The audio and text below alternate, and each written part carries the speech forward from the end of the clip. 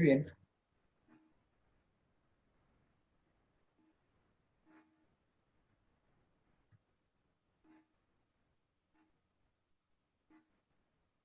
Pues creo que estamos listos. Si les parece, vamos a iniciar. Entendemos que hay muchas otras personas que están interesadas en la conferencia, pero en atención a la puntualidad y al compromiso de empezar a las 10, me gustaría dar inicio a la sesión y conforme vaya avanzando en los próximos minutos, seguramente las personas se estarán integrando. Pues buenos días, amigos de APROCAL. Mi nombre es Antonio Chacón. Soy el presidente de la Asociación de Profesionales en Compras, Abastecimiento y Logística AC. Y en nombre de APROCAL doy a ustedes la más cordial bienvenida al ciclo de conferencias APROCAL. Nuestra conferencia el día de hoy lleva como título Evaluación de proveedores en tiempo del coronavirus. La conferencia estará a cargo del señor Francisco Aguado, director general de CAISA, Consultores y Servicios Sociales CD. La Asociación de Profesionales en Compras, Abastecimiento y Logística, AC, APROCAL, consciente de los tiempos de turbulencia y crisis en los que nos encontramos, quiere contribuir con la comunidad de compradores profesionales de México con cápsulas y tips de diversos temas de alta importancia para las áreas de compras y abastecimiento. Es por ello que APROCAL decidió solicitar a CAISA una charla sobre la evaluación de proveedores en momentos en que la pandemia de COVID-19 amenaza con dañar seriamente a las cadenas de suministro de toda la industria. Deseamos sinceramente que esta conferencia contribuya a dar respuesta a la problemática actual y que los profesionales en compras de México identifiquen líneas de acción que les permitan fortalecer las cadenas de suministro a las que pertenecen. Al término de la conferencia, se dará respuesta a algunas de las preguntas planteadas por la audiencia y para aquellas que no alcance el tiempo, ofrecemos respuesta mediante correo electrónico por parte de CAISA. Les invitamos a que indiquen sus preguntas en el chat del evento. Por cierto, los invitamos también para que seleccionen la vista del hablante en lugar de la vista de mosaico para que puedan concentrarse más en esta importante conferencia. Pues la semblanza curricular de Francisco Aguado. Francisco es egresado de la carrera de Informática del Instituto Politécnico Nacional. Él se ha desempeñado como empresario durante 28 años, después de haber ocupado puestos gerenciales en diversas empresas del sector financiero y de venta directa. Francisco es el director general de CAISA, Consultores y Servicios SASB, y ha ocupado cargos como presidente del Comité de Vinculación de la Universidad Tecnológica de Nezahualcóyotl, miembro del H Consejo Directivo de la Universidad Tecnológica de Nezahualcóyotl, y ha sido colaborador en programas de radio como Mundo Sustentable en MBS, Radio y Vanguardia Deportiva en MBS y Radio Mundo Sustentable en Imagen Radio. Agradecemos la colaboración de CAISA y sin más y más, empezamos. Francisco, por favor, adelante. Muchas gracias. Muy buenos días. Antes que nada queremos agradecer el que APROCAL nos haya tomado en cuenta para poder hablar sobre el tema de evaluación de proveedores en una etapa tan importante como la que estamos viviendo. Es un tema trascendente. Entonces, quisiéramos compartir la presentación y en esta presentación, ¿sí?, iniciamos hablando sobre este tema, ¿verdad?, que es la evaluación de proveedores en el tiempo o en los tiempos del coronavirus. En este sentido, queremos iniciar hablando sobre lo que se le ha llamado el efecto de cisne negro. ¿Qué es este efecto de cisne negro? Básicamente es el tema que se desarrolla en un libro escrito por Nassim Taleb, en el cual él alerta sobre el impacto de lo altamente improbable. Es decir, cuando uno se presenta ante una situación adversa que no esperaba, esto puede tener un impacto socioeconómico. Y eso es lo que ha pasado con el COVID-19. Es cierto que algunas personas dicen que en realidad lo que ha pasado con COVID-19 se parece más o encaja más con el efecto del rinoceronte gris, en el cual ya el impacto se veía venir, se pudo haber alertado y desarrollar actividades, sin embargo no se hicieron. Sin embargo, sea uno u otro, lo cierto es que estamos teniendo un impacto adverso a nivel socioeconómico. Y en especial nosotros vamos a hablar sobre el impacto de cisne negro que se tiene sobre la cadena de valor. ¿Por qué decimos esto? Bueno, sabemos que el COVID surgió en China Y China, pues entendemos que es un país que tiene pues un papel preponderante en lo que es la cadena de suministros. Como ejemplo tenemos aquí el caso de iPhone. Muchos de nosotros tenemos un teléfono de estas características y sabemos que muchos de sus componentes son chinos. Bueno, el impacto de COVID fue tan fuerte y el cierre de algunas empresas que incluso Apple llegó a tener un peligro de no poder distribuir el equipo. O como podemos ver del lado derecho, se dice que COVID obliga a reinventar las cadenas de suministro globales o se le maneja como un efecto dominó en lo que es la cadena de suministro. Y nosotros lo vamos a orientar hacia ese punto. En la experiencia, en el CAISA tenemos 28 años de dar consultoría. En nuestra experiencia, hemos visto que cuando hay una crisis en el tema de los proveedores o de la cadena de suministro, pasa lo siguiente en el mejor de los casos. Como se ve en el primer recuadro, llega a suceder que alguno de los eslabones de la cadena está en peligro, sufre consecuencias por lo que es esta contingencia, por eso está en color rojo. Sin embargo, la solidez del proveedor o del eslabón permite que los servicios de cadena de suministros estén garantizados. Sin embargo, ocurre en mayores ocasiones que algunos de los eslabones llegan a tener un impacto mayor, un impacto en el cual incluso el eslabón está en riesgo de verse afectado. ¿Por qué es importante esto? Porque si se rompe el eslabón, como se ve en el tercer recuadro, entonces la continuidad de nuestro servicio puede verse afectado. Por eso el profesional de compras tiene que estar muy atento en cuanto a este tema, cómo garantizar el tema de la cadena de suministro y cómo llegar a identificar que alguno de los eslabones no esté en riesgo. Por lo tanto, quisiéramos platicar brevemente sobre el efecto de la pandemia en México. Antes de entrar de lleno a este tema, queremos presentarles este slide en el que se muestra claramente cómo la crisis es un tema constante, ya no en nuestro país, en el mundo. Miren, si ustedes se dan cuenta en este slide que fue presentado por IDC a principios de 2019, en la parte que es color lila, se dice que de los siglos 1 al 18, cada 50 años se presentaba una crisis de tipo pues, regional o mundial. ¿Por qué obedece esto? Porque los medios de comunicación eran lentos, así que una crisis tardaba hasta 50 años. Sin embargo, a partir del siglo XIX y durante el siglo XX, con la revolución industrial, los medios de comunicación se vieron potenciados y ahora las crisis se presentaban de cada 10 a 15 años. Sin embargo, en el pronóstico de los expertos, en el siglo XXI ya esto ha cambiado. ¿En qué sentido? En el que se dice que ahora las crisis pueden presentarse cada 3 años. E imagínense cómo es cierto esto, porque hemos visto o hemos observado cómo esta crisis de coronavirus se dio justamente 2 años después de esta presentación, o prácticamente 1 año después. Durante los 28 años que hemos dado consultoría en CAISA nos ha tocado vivir algunas crisis como el error de diciembre o lo que en el mundo se conoció como el efecto tequila y la crisis de 2008, esta crisis financiera que también afectó al mundo y que partió de Estados Unidos. Y ahora estamos viviendo la crisis del COVID-19. ¿Qué podemos decir a este respecto? Bueno, en México todavía podríamos agregar lo que es la crisis de la influenza y además el terremoto de 2017.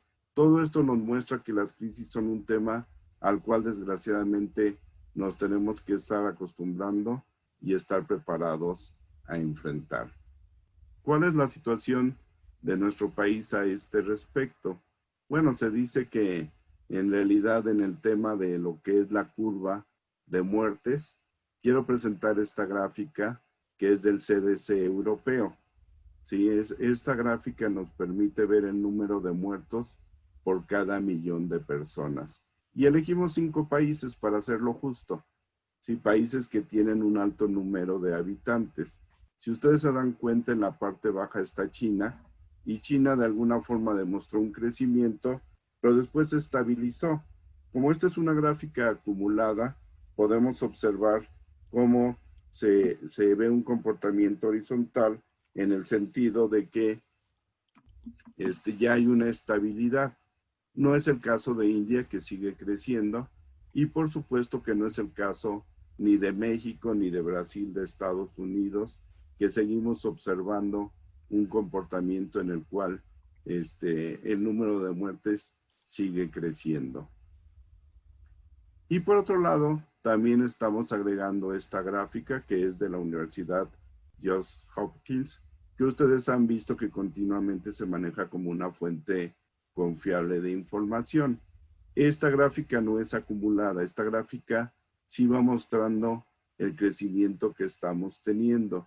La información que ustedes están viendo en este momento es información que nos muestra cómo se está presentando el número de contagios, y la buena noticia, si ustedes ven en la parte baja, es que va a la baja. Sin embargo, este comportamiento es cíclico. Normalmente después del fin de semana va a la baja y posteriormente se presenta un crecimiento. Para muestra, el día de ayer hubo más de 914 muertos en nuestro país en un solo día. Sin embargo, ¿por qué presentamos esta gráfica? Porque no vamos a hablar en sí del COVID. Todos hemos oído hablar muchas pláticas, sino más bien lo que queremos enfocarnos es al efecto y cómo lo debemos de ver como profesionales de compras o de abastecimiento en lo que viene después. Estas gráficas han llevado a que los países implementen lo que se conocen como semáforos. Y en los semáforos ustedes pueden ver y sabemos, ¿no?, que en esta etapa en rojo pues se detienen las actividades. En la naranja, que actualmente estamos, ¿sí?, cambia el comportamiento. ¿Por qué? Porque empiezan a desarrollarse algunas actividades, aunque en forma reducida, hasta llegar al semáforo amarillo. ¿Qué está sucediendo en nuestro país? A partir de la información oficial que están recibiendo a nivel mundial y en forma local, se está decidiendo que prontamente pasemos al semáforo amarillo. Miren, si ustedes ven este gráfico fue presentado más o menos en el mes de junio. Tiene que ver con la Ciudad de México. Aquí se estaba pronosticando que a finales de junio, principios de julio, iba a terminar la fase roja, lo cual ocurrió. Y también se decía que la parte de lo que era el semáforo en naranja iba a terminar a mediados de agosto, cosa que vemos que también está muy cerca de ocurrir. Nosotros pensamos que en función de lo que es la ocupación hospitalaria, tal vez la semana que entra o a más tardar una más ya estemos en semáforo amarillo. Y tal vez a finales de septiembre, en octubre, se decida pasar al semáforo verde. ¿Por qué es importante esto? Bueno, porque esto nos lleva a pensar en que vamos a tener un regreso a las actividades y dejar, bueno, no dejar, sino limitar el trabajo en casa. Hay empresas que no pueden estar trabajando en casa, así que tienen que regresar a sus actividades productivas. Por eso es que nosotros estamos pensando que debemos de pasar del manejo de crisis a la administración del cambio. ¿Por qué es importante? Porque en el manejo de crisis lo que se buscó fue de alguna forma detener los efectos que estábamos teniendo, ¿sí? Como se ve en la ilustración, como evitando el efecto dominó, y eso está bien. Esto es un manejo de contención que es aceptado. Pero ahora tenemos que pensar en el futuro, y en el presente y en el futuro. En ya tenemos que aplicar metodologías. Y entonces la administración del cambio se convierte en un tema que es muy relevante. Vamos a aplicarlo esto a lo que es la administración de proveedores. Miren, aquí quisimos enfatizar lo siguiente en cuanto a lo que son los objetivos de la administración de proveedores. Se tiene que garantizar que los proveedores puedan suministrar los bienes, esto de acuerdo con la necesidad de los clientes pero algo que es importante es que se haga cumpliendo con las normas de gobierno corporativo. Hoy sabemos que las empresas deben tener un gobierno corporativo, algo que regule precisamente los resultados de cada organización.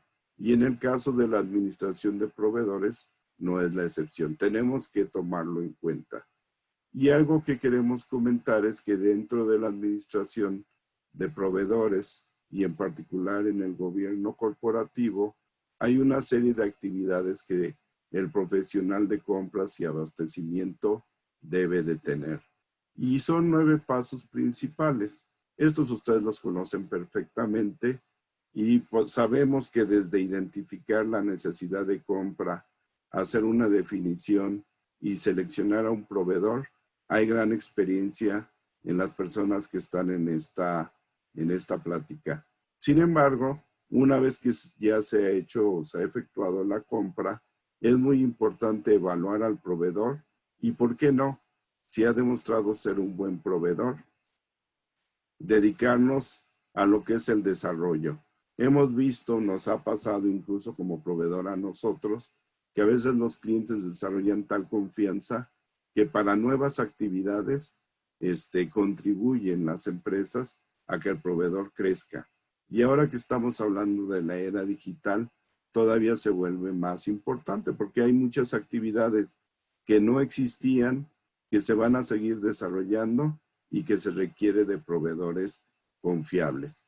Sin embargo, en etapas de contingencia, estábamos hablando que el paso 6 toma una preponderancia importante.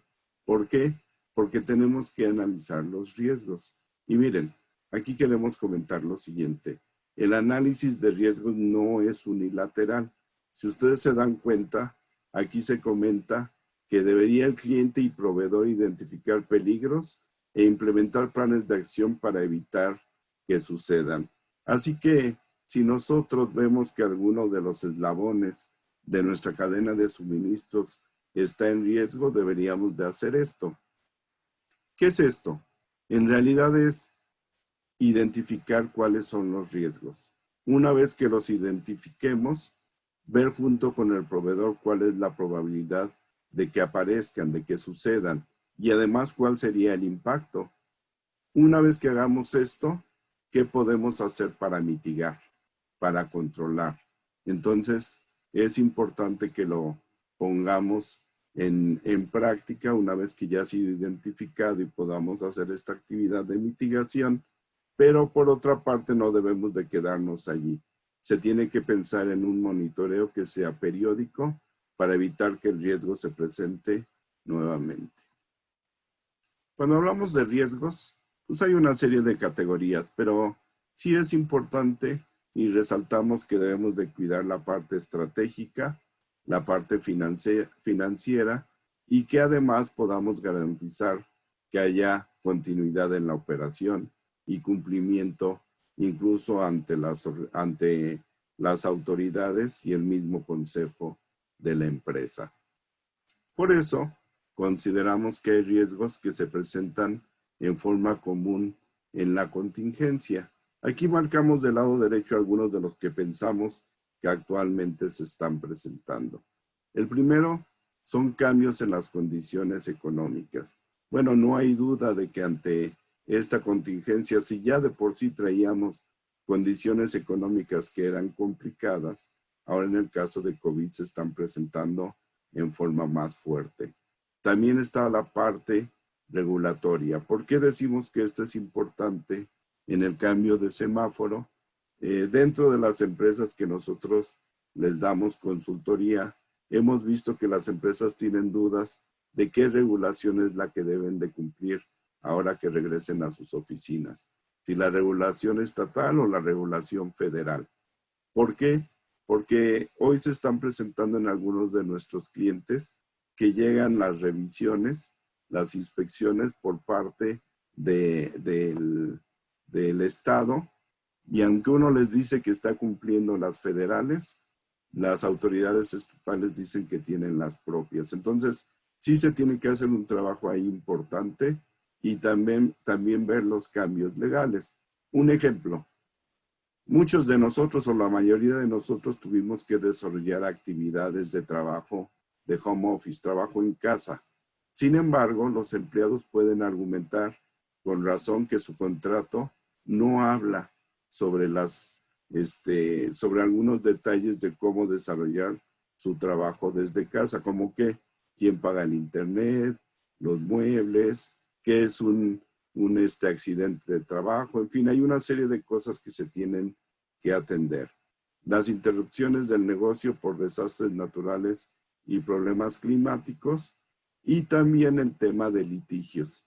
Hemos visto precisamente que en la parte laboral, en las contingencias, empieza a haber una serie de litigios, pero también sucede en la parte empresarial. Por citar un ejemplo, podemos decir que algunas compañías no están teniendo el suficiente flujo de efectivo para el pago de rentas y algunos otros servicios. Así que también se están presentando una serie de litigios. Pero en el caso de la cadena de suministros, todavía se están viendo algunos casos en los que el proveedor no está pudiendo proveer correctamente y por lo tanto está afectando los servicios de la empresa que los contrató. ¿Y por qué no? En el punto número 6 se habla sobre fusiones y adquisiciones. Hay empresas que al no tener el suficiente flujo de efectivo están decidiendo cerrar o desarrollar fusiones con algunas otras empresas. Son riesgos que se están presentando y que debemos de tener en cuenta.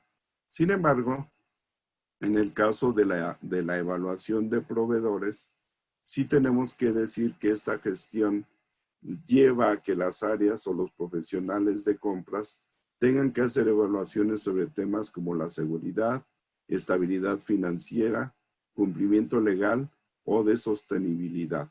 Y esto permitirá tomar decisiones a la empresa sobre cómo y con quién establecer relaciones comerciales. Como ya dijimos hace un momento, esto no es unilateral, sino se tiene que ver desde varios frentes. Por eso, es muy importante trabajar en una buena administración de contratos o incluso contratar a proveedores especializados que permitan hacer una evaluación de proveedores en los diferentes puntos que vamos a mencionar.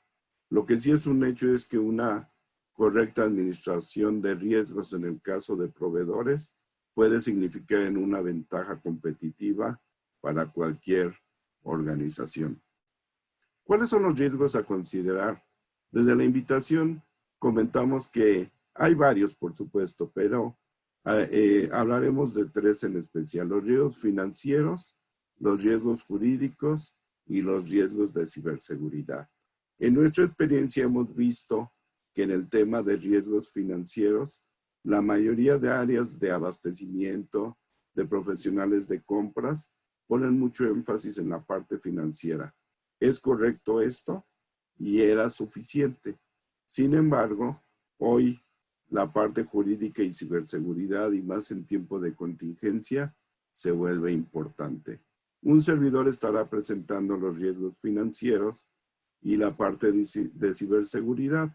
En cuanto ingresemos a la parte de riesgos jurídicos, el licenciado Miguel Ángel Vázquez, quien es abogado corporativo, nos hablará sobre estos riesgos jurídicos. Vamos a ver la parte de los riesgos financieros. Algo que es importante y sabemos es que desde ver un estado de resultados podemos evaluar los riesgos de operación y riesgos de mercado. Con eso podemos ver la parte estratégica y de cumplimiento. Por eso no es sorpresa que cuando se desarrolla una evaluación financiera, normalmente se les pide a los proveedores sus estados financieros. Pero como también hemos visto que en muchas ocasiones esos estados financieros no son totalmente confiables, se piden las últimas declaraciones. El pedir las últimas declaraciones nos permitiría, por supuesto, que conocer cuál es el estado real de la empresa. En especial, la declaración anual nos permite ver cómo cierra una empresa y con las después, si analizamos lo que son las declaraciones parciales, también iremos viendo su tendencia. Recuerden que la idea de evaluar un proveedor no es para descalificarlo, más si ya hemos trabajado con él. La idea es cómo podemos hacer sinergia para apoyarlo en una etapa como la que estamos viviendo. Y algo que también se maneja muy comúnmente en la etapa financiera cuando evaluamos a un proveedor es el solicitarle alguna fianza. Diversas, ¿verdad? Pero entre ellas la fianza de cumplimiento. Y hablando de cumplimiento, hoy ya tenemos herramientas como la del SAT que nos permite de alguna forma poder saber que la empresa ha estado en cumplimiento. Algo que queremos resaltar y que anteriormente no se manejaba es la parte del outsourcing. ¿Por qué el outsourcing se vuelve importante? Porque pudiera ser que nosotros estemos contratando un proveedor, pero él a su vez esté subcontratando a un tercero. Por eso es importante que dentro de nuestra evaluación nos aseguremos que esto quede cubierto. Vamos a pasar ahora al tema de la evaluación jurídica y darle la bienvenida al licenciado Miguel Ángel Vázquez para que él nos platique sobre cada uno de los temas que se tienen que revisar en lo que es la evaluación jurídica. Licenciado Vázquez, bienvenido. Hola, muy buenos días a todos. Pues como lo ha explicado Francisco, la intención de esta charla es hablar sobre los riesgos que nos deja una crisis con la que hemos vivido con el COVID-19. Durante 30 años en CAISA se han enfrentado diversas crisis y cada una de ellas nos ha arrojado consecuencias muy similares. A mí me toca hablar de las consecuencias jurídicas y lo que en CAISA proponemos es una evaluación de cómo están nuestros proveedores para que podamos evitar que la cadena de suministro corra algún riesgo.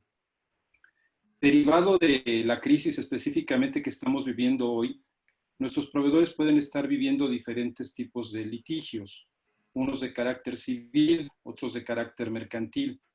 Desde el punto de vista civil, el principal litigio que pueden tener nuestros proveedores es el tema de los arrendamientos. La falta de liquidez, la falta de producción lleva a incumplimientos en materia de arrendamiento y esto genera juicios de carácter civil. Por lo demás, todos los juicios en los que los proveedores se ven inmersos son juicios mercantiles, juicios que se derivan del incumplimiento de obligaciones que normalmente pueden llevar un embargo o pueden llevar algún tipo de inscripción de demanda, ¿no? ¿Por qué es importante saber esto? Hoy en día se cuentan con las herramientas tecnológicas para poder saber si nuestros proveedores tienen demasiados pasivos contingentes derivados de juicios. ¿Qué quiere decir pasivo contingente?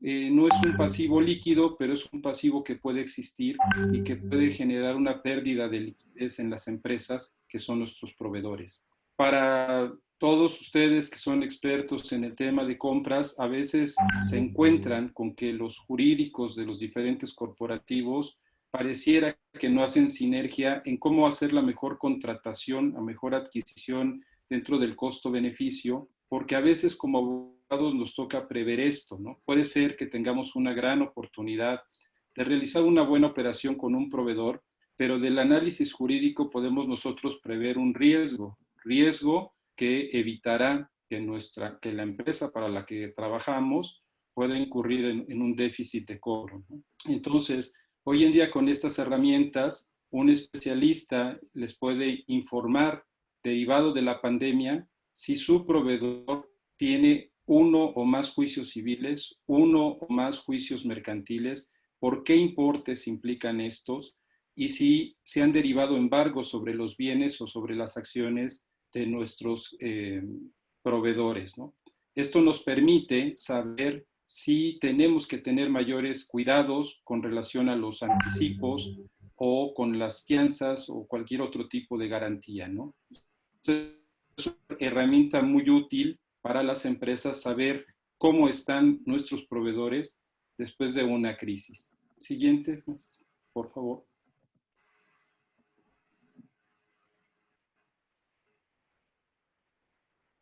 Otro análisis jurídico que se debe de contemplar, eventualmente se pudo haber hecho anterior a la pandemia, es el análisis corporativo de nuestros proveedores.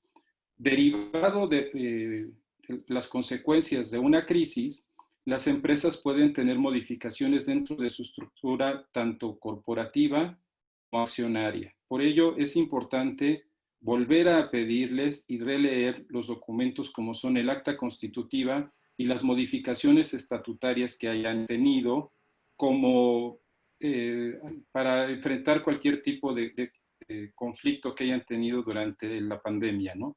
También hay que solicitar los poderes notariales actualizados y todos estos se investigan cuál es su situación en el registro de comercio.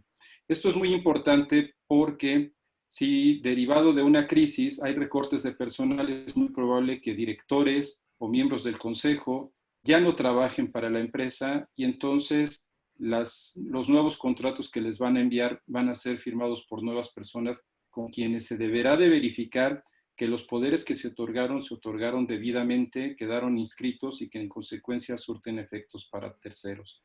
Nosotros recomendamos ampliamente que a partir de ahora, que reinician las actividades con sus proveedores, puedan hacer un análisis de el proveedor mantiene o ha cambiado de manera correcta a los directivos y las facultades que ellos tienen para poder comprometerse en el cumplimiento de sus contratos. En el registro de comercio no solo se inscriben los poderes y las asambleas, sino también pueden inscribirse embargos. Por eso la revisión en el registro de comercio también es importante para saber si los proveedores han tenido embargos sobre las acciones de la sociedad derivado de incumplimiento de obligaciones. Todos estos marcarán estados de alerta para saber si es viable una relación comercial con ellos, especialmente cuando se dan anticipos importantes. Es fundamental saber que la empresa proveedora cuenta con la liquidez para llevar a cabo el negocio, ¿no? Porque algunas empresas reciben anticipos para cubrir pasivos anteriores o pasivos que se generaron durante varios meses de inactividad y después nos van retrasando con las entregas, no van cumpliendo con los tiempos. Y esto es a lo que se refería Francisco. Hay empresas que pueden romper la cadena de suministro precisamente por los tiempos de cumplimiento, ¿no? A lo mejor empiezan a arrancar lento, pero a nosotros nos van a perjudicar porque los bienes o servicios que estamos contratando no los van a entregar de manera puntual. Por eso es importante hacer este análisis jurídico, esta evaluación jurídica, para que puedan saber que sus proveedores cuentan con la liquidez y cuentan con la capacidad para cumplir las obligaciones a las que están contrayendo, ¿no? Siguiente, Francisco, por favor.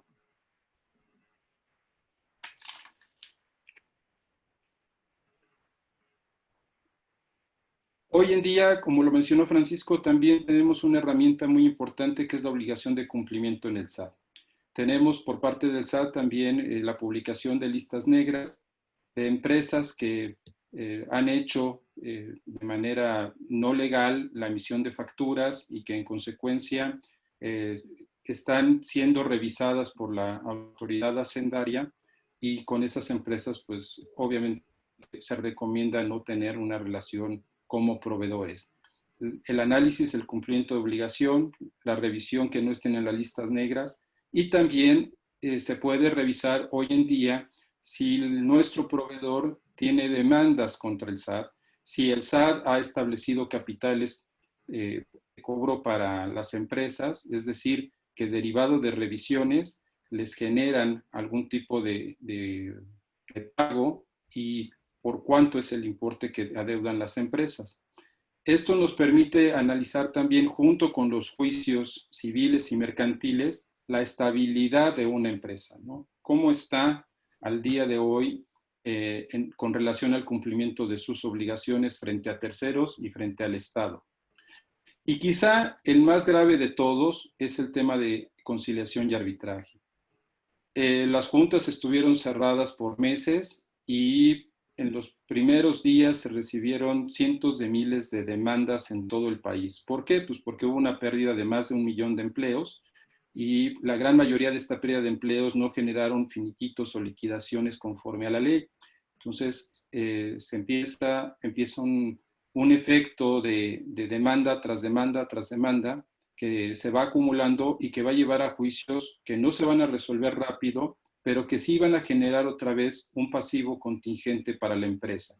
Los pasivos contingentes en materia laboral antes eran más complicados porque tenían que irse sumando todos los salarios caídos. Desde la última reforma, bueno, sabemos que solo son salarios caídos por 1 año y después hay una tasa de interés. Pero aún así, mientras más dure el juicio, hay un pasivo contingente que va creciendo y esto puede generar inestabilidad en nuestros proveedores.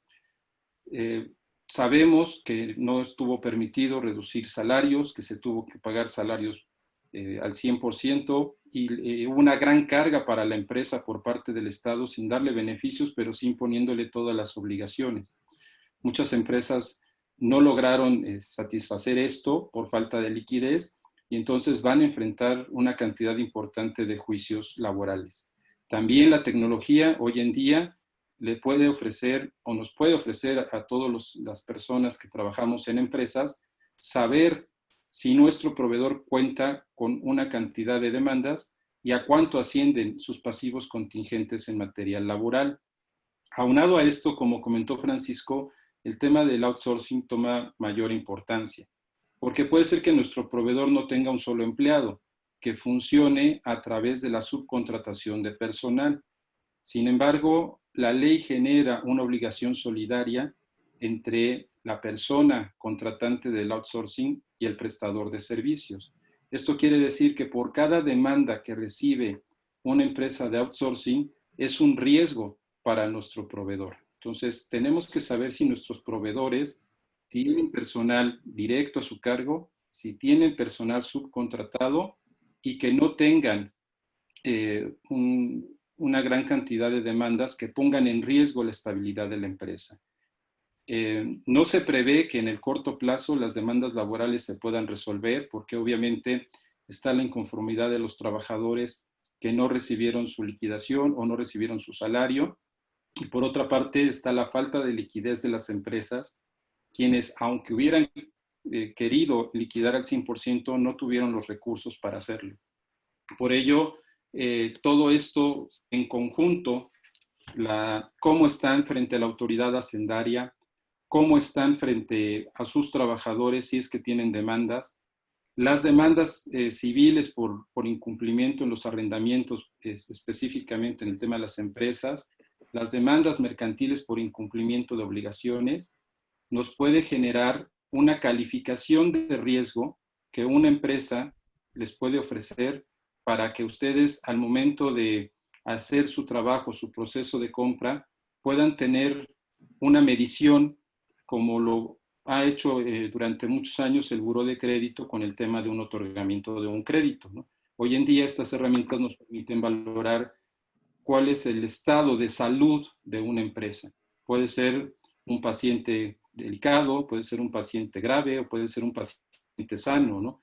Todo dependerá del ahorro con el que haya empezado a enfrentar esta crisis, ¿no? Pero lo importante y el tema de esta charla es asesorarlos en el tema de los riesgos que en el tema de compras pueden tener por contratar con proveedores que tengan incumplimiento en alguno de estos rubros.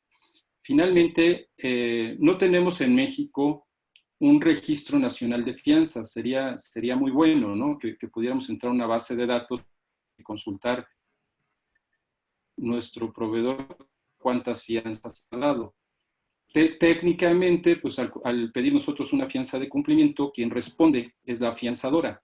Pero creo que no debemos de quedarnos en ese punto. Deberíamos de irnos más a fondo y saber el estado de solvencia y cuántas fianzas nuestro proveedor ha dado para saber también su capacidad de endeudamiento. Este sería un punto final que podría ayudar a tener un análisis o una evaluación jurídica de proveedores que nos permita tener con claridad una visión de cuál es su estado jurídico y cuáles son los riesgos que puede tener por los incumplimientos que tiene. Por supuesto, si tenemos proveedores que en ninguno de estos rubros fallan, pues estamos frente a empresas que jurídicamente están solventes y que no generarán un riesgo en el proceso de la cadena de suministro, ¿no? Continúa, Francisco, por favor. Muy bien, Miguel, pues muchas gracias. Y básicamente queremos comentarles antes de entrar a la parte de riesgos de ciberseguridad, que esta cuestión de hacer análisis jurídico surgió justamente de nuestros clientes que el área de compras, platicando con el área jurídica, comentaban que a veces se contrata a un proveedor, se ve sano financieramente y sin embargo, pasando algún tiempo, la situación cambia. Cuando esa situación cambia, y entonces en ocasiones hay que aplicar cláusulas de un contrato, se ha visto que en realidad el proveedor no cubre los requisitos. Y lo que es peor, no es que no los cubra en este momento. En realidad, desde que se le contrató, tenía ciertas deficiencias. Normalmente acostumbramos a confiar en la gente y pensamos que una empresa que lleva muchos años en el mercado es sólida. Y se ha presentado casos de empresas que llegan a tener un comportamiento sólido en la parte financiera, pero que tienen demandas los socios de la empresa, o a lo mejor ya tienen muchas fianzas de cumplimiento que están en riesgo. Más aún está la parte del outsourcing, que en años a la fecha se ha convertido en un tema de alto riesgo. Más adelante vamos a ver algunos detalles a este respecto, pero sí nosotros estamos haciendo énfasis que además de la evaluación financiera, la evaluación jurídica sea un tema que deba de ser cubierto. Y en especial ahora que hay contingencia, se espera que una vez que regresemos, hacer una evaluación de los proveedores para ver cómo se encuentran en este momento. Vamos a hablar acerca de los riesgos de ciberseguridad. Yo sé que cada vez que se habla de ciberseguridad y los han invitado a alguna conferencia, se presentan números que son aterradores. Y cada vez que empezamos a ver el tema de la ciberseguridad, pues parece ser que estamos totalmente desprotegidos.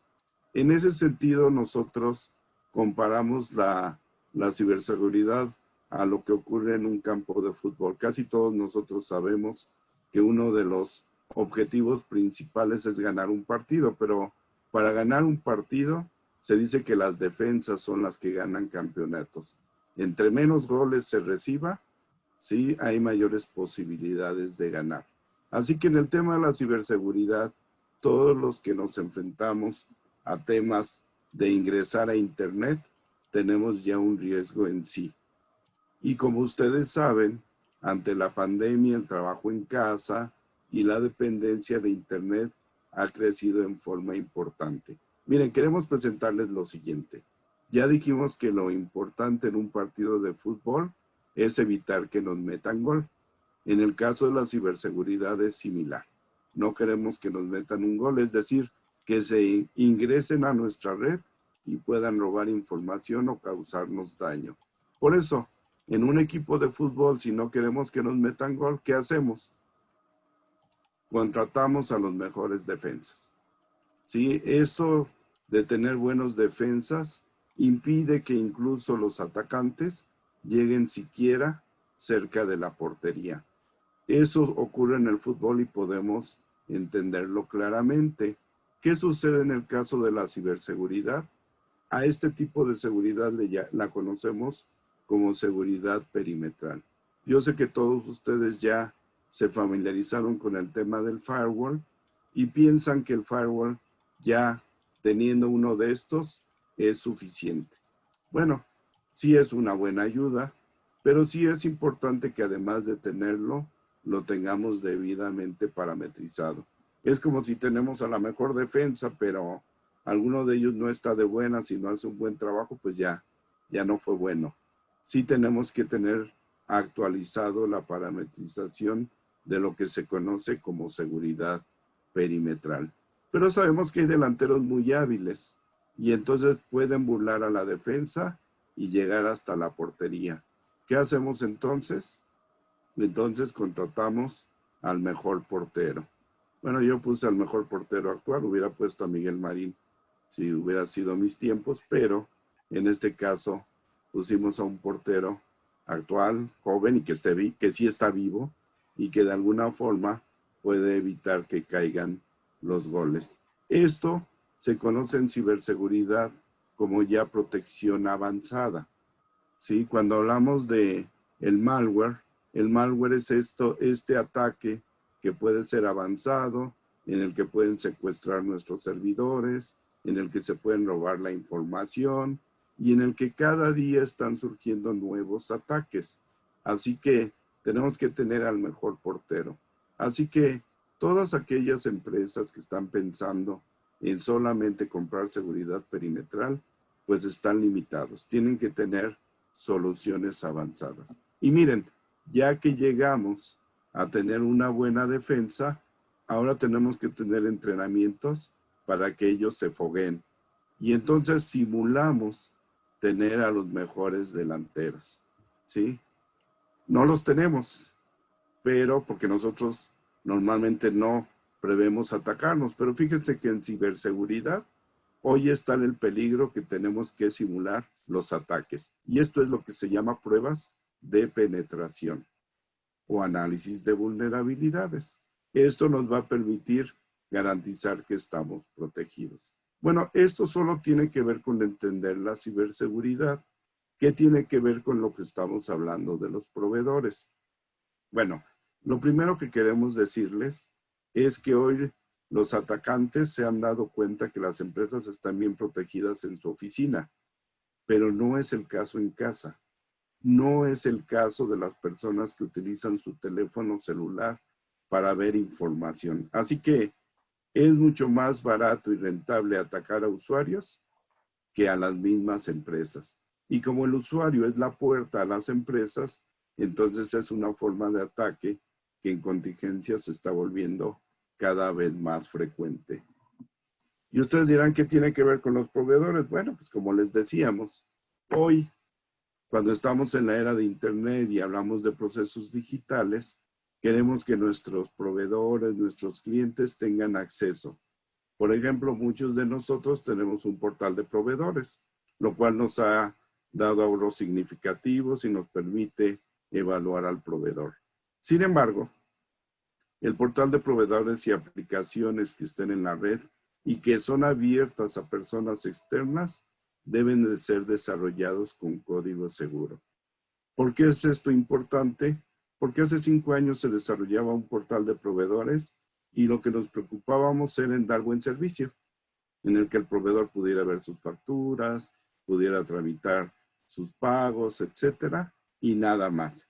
Pero ahora que le estamos abriendo la puerta, tenemos que garantizar que no estemos abriendo la puerta a un ciberatacante.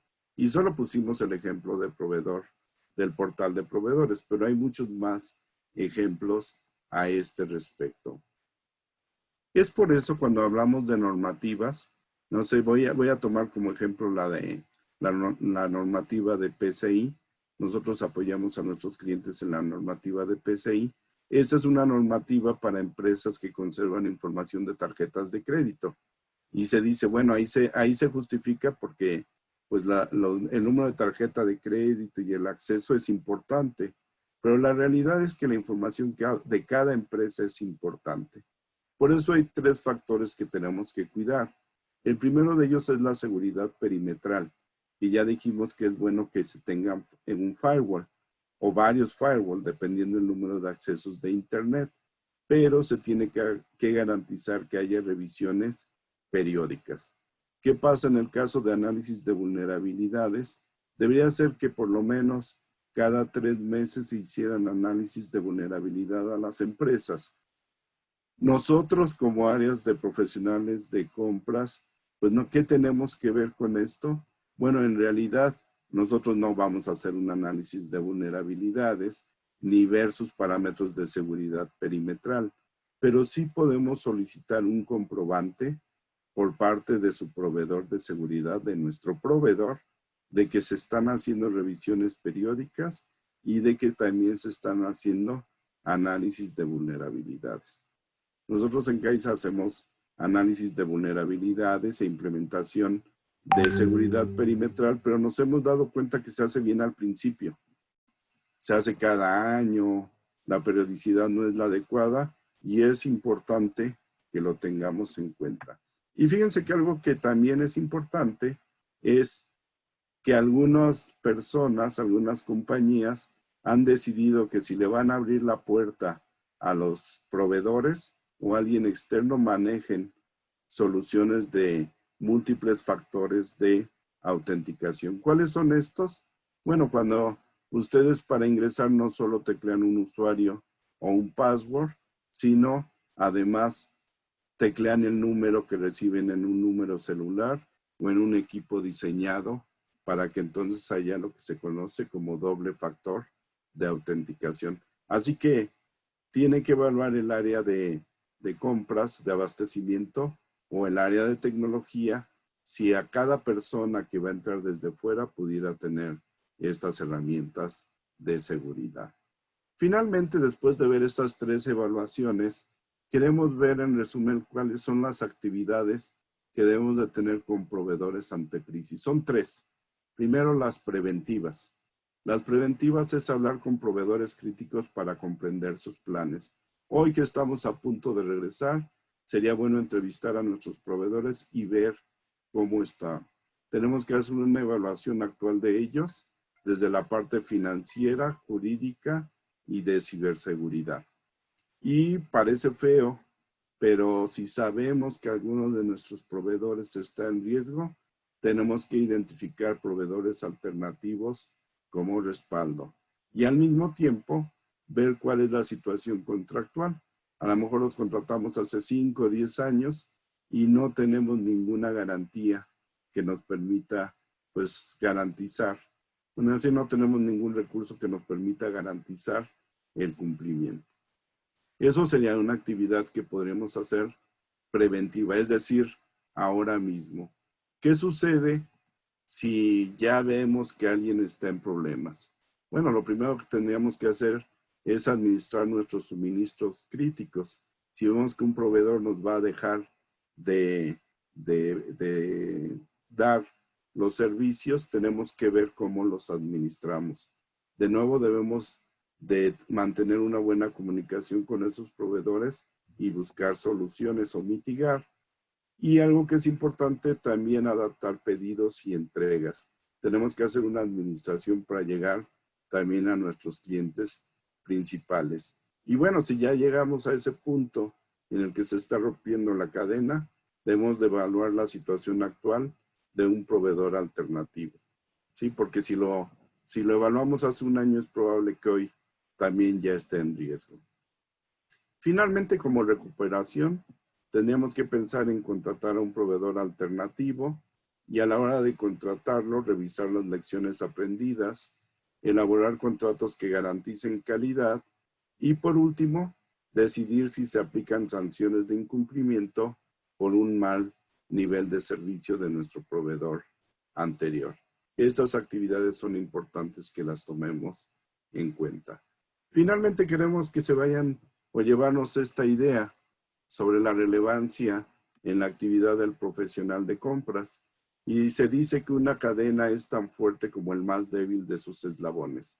Y en el caso de los proveedores es lo mismo. Tenemos que ver que si hay un proveedor débil, debemos de apoyarlo, y si no, debemos de prever qué actividades tenemos que tener para evitar que nuestra cadena se rompa.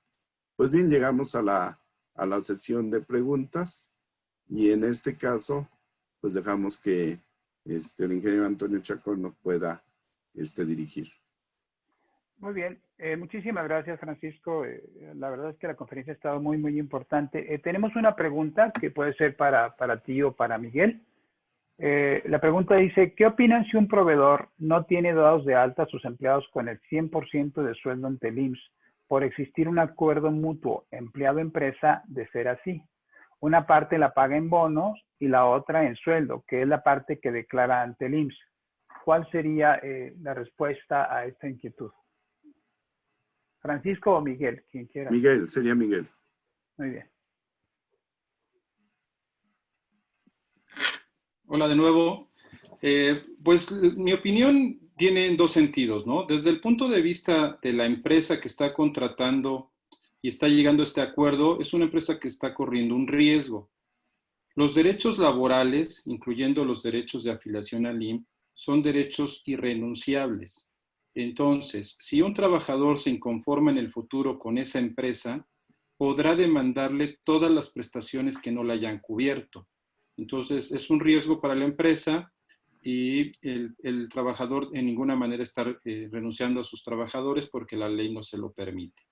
Desde el punto de vista del objetivo de esta charla, que es la valoración del riesgo con nuestros proveedores, pues sí, se genera ahí una alerta de que hay todavía no generado un pasivo contingente porque no hay una demanda, pero en el caso de que hubiera llegado un conflicto con uno de estos trabajadores, esa demanda laboral se va a incrementar en su cantidad por el riesgo que está corriendo la empresa. Es algo común en México, yo lo sé, pero es el riesgo principalmente para el empleador, ¿no? Muy bien. No sé si con esto queda clara la respuesta. Y si nos mandan, al final vamos a dar en nuestro correo, Antonio, y si gustan podemos ahondar un poquito más en la respuesta. Muy bien. En todo caso, dado la premura del tiempo, para todas aquellas preguntas que se quedaron en el tintero, por favor, tal y como dice Francisco, podrán ser enviadas directamente a ellos o pueden ser enviadas a nosotros y nosotros las direccionaremos también como debe ser, a CAISA. Tenemos tiempo para una última pregunta, Francisco.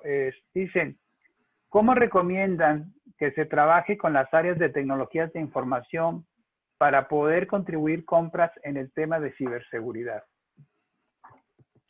Sí, mira, esta pregunta es importante porque sí tiene que haber una comunión entre las áreas de compras, tecnología y jurídica que dijimos ahora. Para poderlo hacer, el área de tecnología en forma interna, pues ya tiene una tarea que es garantizar lo que es la seguridad propia. Pero aquí estamos hablando de los proveedores. Y entonces hay algunas regulaciones, como las que puse en la presentación y que vamos a compartir. Y en esas se pide que el proveedor entregue con cierta periodicidad el resultado de sus análisis de riesgos, ¿sí? O sus pruebas de penetración, y además un comprobante de que sí se estén haciendo actualizaciones en el firewall. Entonces el área de tecnología tendría que ser capaz de, bueno, compras o abastecimiento pediría esos reportes y el área de tecnología sería quien apoyaría en decir están en orden. Ya estamos mejorando en ese sentido de tener reportes que son estandarizados y que un área de tecnología rápidamente puede decir tu proveedor está correcto, o es más, ni siquiera deberías darle un acceso porque nos está poniendo en riesgo. Muy bien, muchísimas gracias, Francisco. Pues bueno, amigos, ya nos acercamos hacia el cierre de la conferencia. Agradecemos a Francisco Aguado y a Miguel Vázquez tan interesante conferencia. La verdad es que este es un tema que normalmente no estamos considerando, estos aspectos de evaluación jurídica, de evaluación de ciberseguridad. Tradicionalmente para compras ha sido la evaluación financiera la que se tiene que llevar a cabo. Y en este caso, bueno, el abrir los ojos y reconocer, sobre todo en estos momentos de crisis, que se tienen que cuidar estos aspectos tan sensibles, es muy importante. Agradecemos a todos los amigos de APROCAL su presencia. Esperamos sinceramente que haya despertado la inquietud en el gremio para que empiecen a trabajar en la atención de estos temas expuestos y esperamos encontrarlos pues en nuestra siguiente conferencia. Vamos a publicar el video de la conferencia. La verdad es que este es un conocimiento que debe de ser compartido con toda la comunidad de compras. La vamos a poner a disposición en YouTube, pero para poder acceder vamos a colocar la liga en la página de APROCAL. Esto lo haremos en los siguientes días. Muchísimas gracias. Y Francisco, si quieres comentar algo. Sí. Sí, nada más quería comentar dos cosas. Una de ellas es que en octubre 20 sabemos que está el Congreso CISA, en el que APROCAL, pues cada periodo sí lleva temas importantes, y CAISA es un patrocinador de este evento. Ahí podemos vernos también y hablar más sobre este y otros temas. Y por otra parte también pues quiero compartir aquí el correo para que cualquier pregunta con toda contactar. Muchísimas gracias, Francisco. Y amigos, nos seguiremos viendo. Muchas gracias por todo. Hasta luego.